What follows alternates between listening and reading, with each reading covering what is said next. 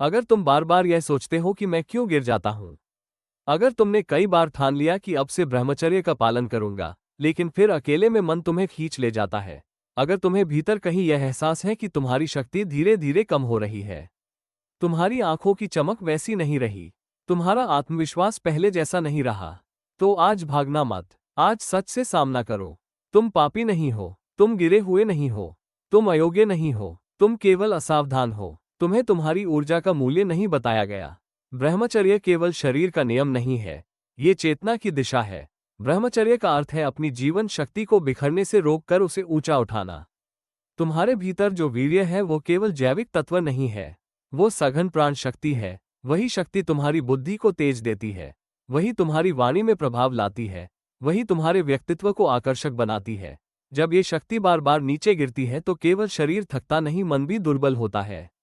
अब विज्ञान की भाषा में समझो। जब तुम उत्तेजक विचारों में जाते हो, अश्लील सामग्री देखते हो या बार बार हस्तमैथुन करते हो तो तुम्हारे मस्तिष्क में डोपामिन का तीव्र स्राव होता है। डोपामिन आनंद नहीं बल्कि चाह उत्पन्न करता है। ये दिमाग को कहता है कि यह चीज महत्वपूर्ण है, इसे दोहराओ। धीरे धीरे दिमाग उसी स्तर की उत्तेजना का आदी हो जाता है। पहले जो हल्की उत्तेजना पर्याप्त थी, वो कम लगने लगती है। अधिक तीव्र, अधिक नया, अधिक उत्तेजक चाहिए। इसे न्यूरोसाइंस में डिसेंसिटाइजेशन कहते हैं। परिणाम क्या होता है? सामान्य जीवन की चीजें फीकी लगने लगती है, पढ़ाई उबाऊ लगती है, काम में मन नहीं लगता, लोगों से बातचीत में रुचि कम हो जाती है, प्रेरणा घटती है क्योंकि तुम्हारा मस्तिष्क अब तीव्र उत्तेजना का आदी हो चुका है। ये केवल नैतिक प्रश्न नहीं है, यह न्यूरोकेमिकल असंतुलन है, लेकिन केवल विज्ञान से पूरी बात समझ में नहीं आती। आध्यात्म कहता है कि वीर्य से ओज बनता है, ओज से तेज, तेज से प्रभाव। जब यह ऊर्जा संयमित रहती है तो धीरे धीरे मानसिक स्पष्टता बढ़ती है, तुम्हारी आंखों में स्थिरता आती है, तुम्हारी वाणी में आत्मविश्वास आता है। ब्रह्मचर्य रिप्रेशन नहीं है, ये ट्रांसफॉर्मेशन है। यह ऊर्जा को दबाना नहीं, दिशा देना है। जिस ऊर्जा से सृजन होता है उसी ऊर्जा से महान विचार भी जन्म लेते हैं। वही शक्ति अगर नीचे की वृत्तियों में बह जाए तो व्यक्ति क्षणिक सुख पाता है और दीर्घकालिक दुर्बलता। वही शक्ति अगर साधना, लक्ष्य, परिश्रम और भक्ति में लगे तो व्यक्तित्व दीप्तिमान हो जाता है। अब असली युद्ध को समझो। युद्ध शरीर से नहीं, मन से है। हस्तमैथुन एक क्रिया है, पर उससे पहले विचार आता है, फिर कल्पना, फिर भावना, फिर इच्छा, फिर निर्णय। यदि तुम पहले या दूसरे चरण में जाग गए तो जीत तुम्हारी है। यदि तुम अंतिम चरण तक पहुंच गए तो गिरना लगभग निश्चित है। इसलिए ब्रह्मचर्य की शुरुआत क्रिया से नहीं, विचार से होती है। जैसे ही उत्तेजक विचार आए उसे पकड़ो, उसे पहचानो। मन से कहो, मैं तुम्हें देख रहा हूं। विचार को दबाओ मत, बस उसे गुजरने दो। न्यूरोसाइंस बताती है कि अर्ज वेव की तरह होती है, वो उठती है और यदि तुम प्रतिक्रिया ना दो तो 10-15 मिनट में घट जाती है। तुम यदि उस लहर पर सवार हो गए तो बह जाओगे, यदि स्थिर रहे तो वो स्वयं शांत हो जाएगी।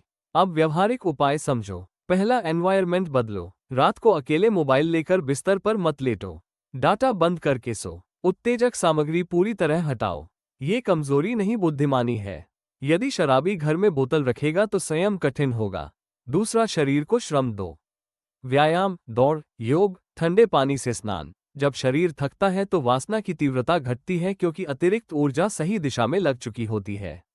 तीसरा, उद्देश्य बनाओ। खाली मन वासना का घर है। जिस युवक के पास लक्ष्य है, जो अपने भविष्य के लिए काम कर रहा है, उसके पास व्यसनों में डूबने का समय कम होता है। चौथा, संगति बदलो। जिन मित्रों की बातचीत केवल अश्लील मजाकों पर आधारित है, वे तुम्हारे मन को उसी दिशा में ले जाएंगे। पांचवा, नाम जपो। जब भी मन डगमगाए, किसी मंत्र का सहारा लो। ये केवल धार्मिक क्रिया नहीं, न्यूरोलॉजिकल एंकर है। मंत्र दोहराने से दिमाग का ध्यान बदलता है, लिम्बिक सिस्टम की उत्तेजना कम होती है और प्रीफ्रंटल कॉर्टेक्स एक्टिव होता है, जो निर्णय क्षमता का केंद्र है। अब एक गहरी बात, तुम गिरोगे। हाँ, संभव है कि तुम संकल्प लेने के बाद भी गिरो। उस क्षण स्वयं को गाली मत दो। अपराध बोध तुम्हें और नीचे धकेलेगा। विश्लेषण करो कि ट्रिगर क्या था। अकेलापन, तनाव, ऊब, देर रात जागना। ट्रिगर पहचानो और अगली बार पहले से सावधान रहो। ब्रह्मचर्य एक दिन का निर्णय नहीं, प्रक्रिया है। न्यूरोप्लास्टिसिटी समय लेती है। यदि तुम 21 दिन संयम रख सको तो दिमाग के रिवॉर्ड सिस्टम नई आदतों के अनुसार ढलने लगती है। यदि 90 दिन संयम रख सको तो व्यवहार में स्थायी परिवर्तन दिखने लगता है। पर यह तभी संभव है जब तुम केवल मत करो पर नहीं, क्या करो पर ध्यान दो। भक्ति को जोड़ो। केवल सप्रेशन से मन सूख जाएगा। जब हृदय में प्रेम होता है तो निम्न वासनाएं स्वतः कमजोर होती है। किसी आराध्य का ध्यान करो, यह मन को उच्च भाव देता है। प्रेमानंद का मार्ग केवल निषेध का मार्ग नहीं, प्रेम का मार्ग है। जब मन प्रेम से भरता है तो वह सस्ता सुख नहीं ढूंढता। जब तुम नाम जपते हो, कीर्तन सुनते हो या किसी उच्च आदर्श से जुड़ते हो तो मस्तिष्क में ऑक्सीटोसिन और सेरोटोनिन जैसे रसायन संतुलित होते हैं जो स्थिर आनंद देते हैं। ये स्थिर आनंद क्षणिक उत्तेजना से श्रेष्ठ है। अब अंतिम बात सुनो। ब्रह्मचर्य का पालन केवल इसलिए मत करो कि कोई कहता है पाप है। इसे इसलिए अपनाओ क्योंकि तुम शक्तिशाली बनना चाहते हो।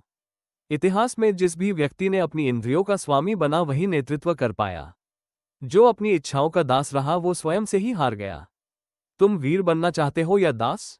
ये प्रश्न प्रतिदिन स्वयं से पूछो। जब भी मन खींचे स्वयं को याद दिलाओ कि यह क्षणिक सुख है, पर इसके बाद जो खालीपन आएगा वो लंबा होगा।